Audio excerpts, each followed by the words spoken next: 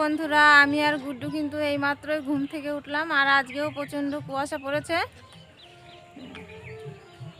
আর আজকে কুয়াশা পড়লেও সকাল সকালে সূর্যি মামা উঠে গেছে। তাই চলো বন্ধুরা, শুভ সকাল আমার প্রিয় বন্ধুরা। আশা করছি তোমরা যে যেখানে আছো সকলে ভালো আছো, সুস্থ আছো। নদিয়া জেলার ছোট্ট একটি গ্রাম থেকে আমি অনিতা তোমাদের সকলকে জানাই আমার ব্লগ চ্যানেলে অনেক অনেক স্বাগত আর অনেক অনেক ভালোবাসা। গুড্ডু সোনাকে এবার মার কাছে দিয়ে দেবো, আর বাকি যা কাজ আছে আমি এখন করে নেবো। তাই চলো কাজগুলো ঝটপট করে করে নিই। তা গুড্ডু বলছিল হচ্ছে এখানে আবার মন্দিরে পুজো হচ্ছে, যাবে। তা কাজগুলো করে নিই, তারপরে একটু ঘোরাতে নিয়ে যাবো। এক্ষুনি যাবে? আচ্ছা ঠিক আছে।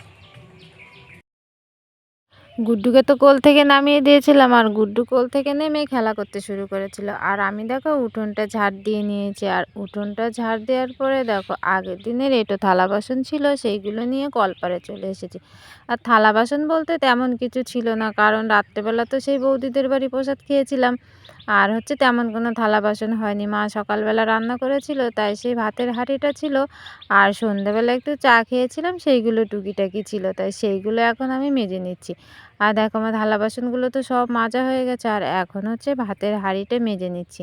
আর দেখো ওটা মাজতে মাজতে না নিচের দিকে একটু কালি পড়ে গেছিলো, তাই ওখানে বালি ছিল, তাই বালিটা দিয়ে হচ্ছে একটু ভালো করে থালাটাকে ঘষে দিলাম।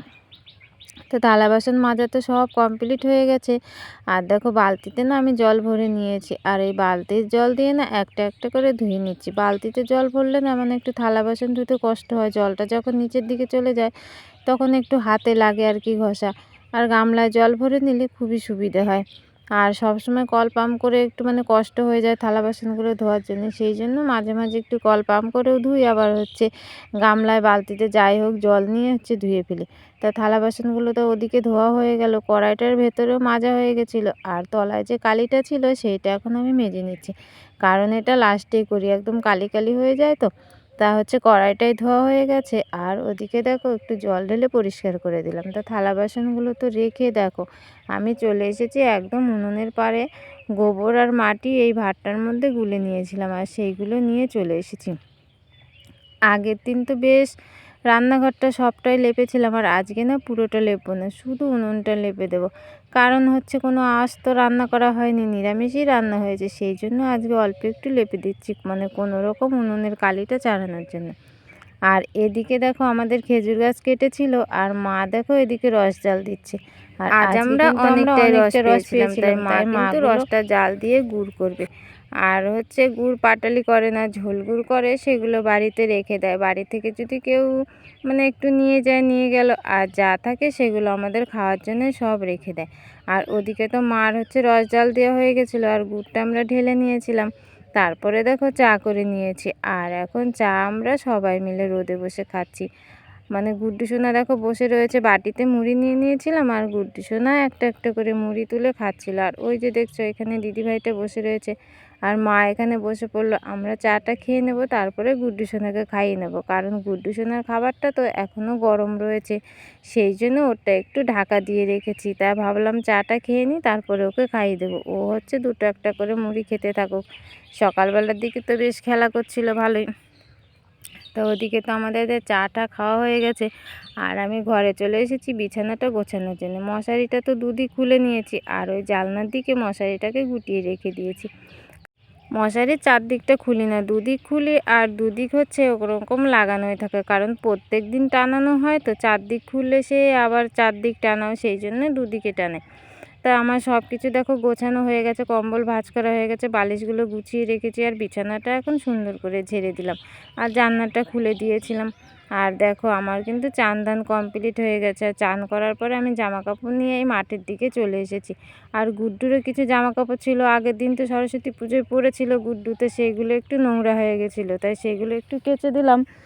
আর হচ্ছে আমার কিছু জামা কাপড় ছিল, সেইগুলো মেলে দিচ্ছি।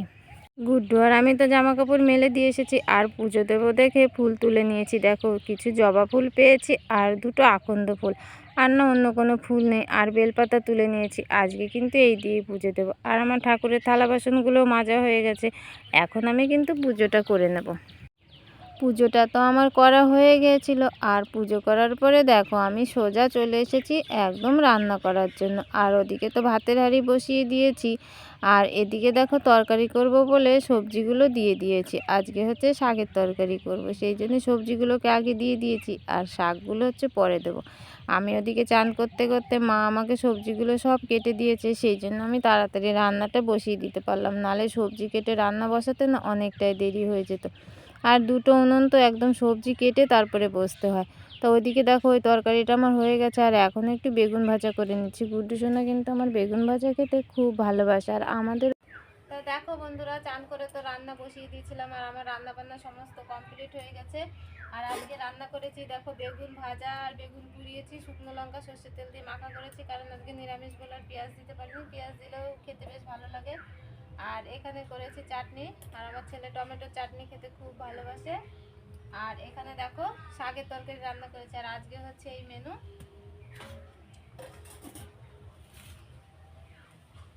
তো চলো, আমার ভাতটা হয়ে গেছে, এখন ভাতটা উপর দিয়ে দেবো।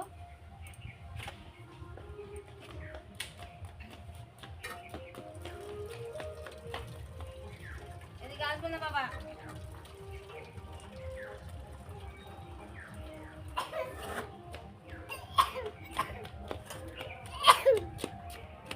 এখন ভাতটার ফ্যান ঝরতে থাকবে, আর আমি এখন গুড্ডুকে চান করিয়ে নেবো। তো চলো, গুড্ডুকে চান করিয়ে রেডি করিয়ে খাইয়ে ঘুম পাড়িয়ে দেবো, আর আমরাও খেয়ে নেবো।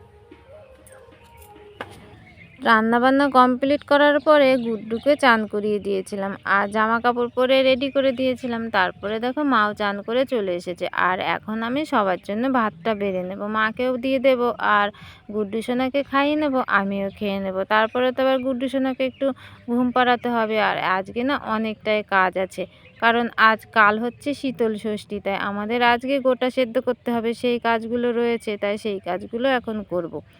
তা দেখো এদিকে মা তো বসে পড়েছে খাওয়ার জন্য, মাকে দিয়ে দিয়েছি, আর আমিও খেয়ে নেব একসঙ্গে। খাওয়া দাওয়ার পরে থালা বাসনগুলো মেজে নিয়েছিলাম, আর গুড্ডুকে তো ঘুম পাড়িয়ে দিয়েছিলাম, আর গুড্ডুকে ঘুম পাড়িতে গিয়ে না আমিও একটু শুয়েছিলাম। তা ঘুম থেকে দেখো এখন উঠে গেছি, আর ঘুম থেকে উঠে কিন্তু প্রথমে আমি উঠোনটা ঝাড় দিয়ে নিচ্ছি। আর গুড্ডু সোনা তো খেলা করে বেড়াচ্ছে, আর এখনও রান্না বাকি রয়েছে, তা উঠোনটা ঝাড় দিয়ে তারপরে আমি রান্না করতে যাব। তা ওদিকে তো দেখো আমার ঝাড় দেওয়া হয়ে গেছে, আর উঠোনের আমি এদিকটা ঝাড় দিয়ে নিচ্ছি। আর কি বলো তো বন্ধুরা, আমাদের না দুবেলা উঠোনটা ঝাড় দিতে হয়, কারণ সকালবেলা ঝাড় দিই, তারপরে না এই গাছ রয়েছে একদম নোংরা পড়ে যায়, আর গাছের পাতা পতো তো টুকটাক পড়তেই থাকে, আর বিকেলবেলা ঝাড় দিলে না ভালোই লাগে না। আর উঠোনটা তো আগের দিন লেপেছিলাম, মানে ঝাড় দিতে কিন্তু খুবই ভালো লাগছে, একটুও ধুলো নেই, কিছু নেই, মানে বেশ ভালো লাগছে। এখন পর কদিন কিন্তু খুবই ভালো লাগবে।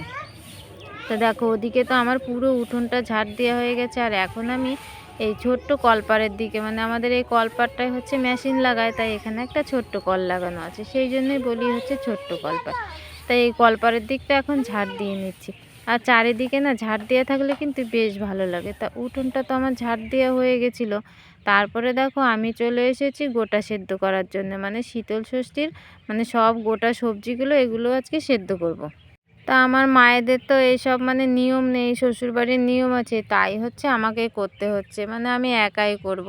আর শাশুড়ি মার কাছে যখন ছিলাম তখন শাশুড়ি মা সব রান্নাবান্না করতো, আর আমরা হচ্ছে খেতাম।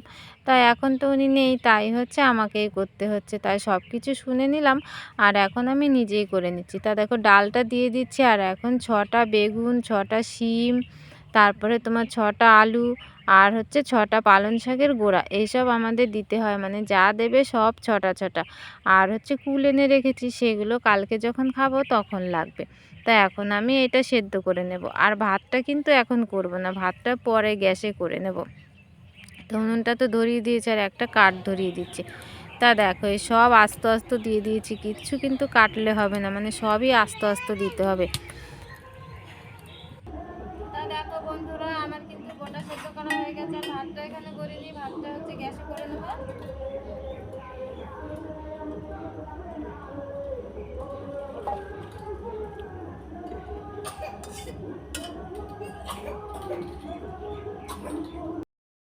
এই প্রথম আমি একা একা রান্না করছি, তো তাই খুব একটা ভালো হয়নি, যেমন পেরেছি করেছি আর কি। শাশুড়ি মাই করে, কিন্তু আমি এই প্রথম করলাম। তো ওদিকে আমার রান্নাবান্না হয়ে গেল, আর এদিকে দেখো দিদা আর নাতি কত আনন্দে হচ্ছে বল খেলছে।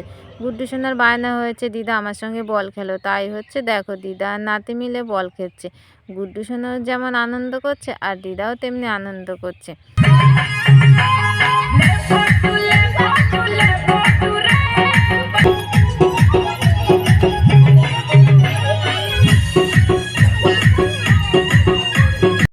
সন্ধে প্রদীপ জেলে দেওয়ার পরে গুড্ডু সোনা বায়না করছিল ওখানে গান হচ্ছে, যাব মন্দিরে। তাই দেখো গুড্ডু সোনাকে নিয়ে একটু মন্দিরে এসেছি, আর এটা হচ্ছে কালী মন্দির। এখানে তো সরস্বতী পুজো হয়েছে, তাই সব বাচ্চারা একটু নাচ করছিল, তাই গুড্ডু সোনা একটু নাচ করে নিল।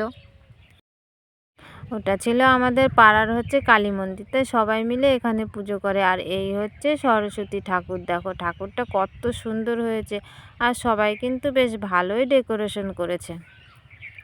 গুড্ডুকে মন্দির থেকে ঘুরিয়ে নিয়ে আসার পরে আমরা চা করে নিয়েছিলাম, আর এখন আমরা সবাই চা খেয়ে নেব আর গুড্ডুকে একটু বই পড়িয়ে নেব। বন্ধুরা, ব্লগটা বড় করছি না, আজকের মতো এখানেই শেষ করছি। তোমরা সকলে ভালো থেকো, সুস্থ থেকো। যারা নতুন বন্ধু হয়ে আমার এই ব্লগটি দেখছো তাদের পাশে থাকার জন্য অনুরোধ করছি। আর তোমাদের সাথে দেখা হবে আবার পরবর্তী একটা ব্লগে। টাটা সবাইকে, গুড নাইট।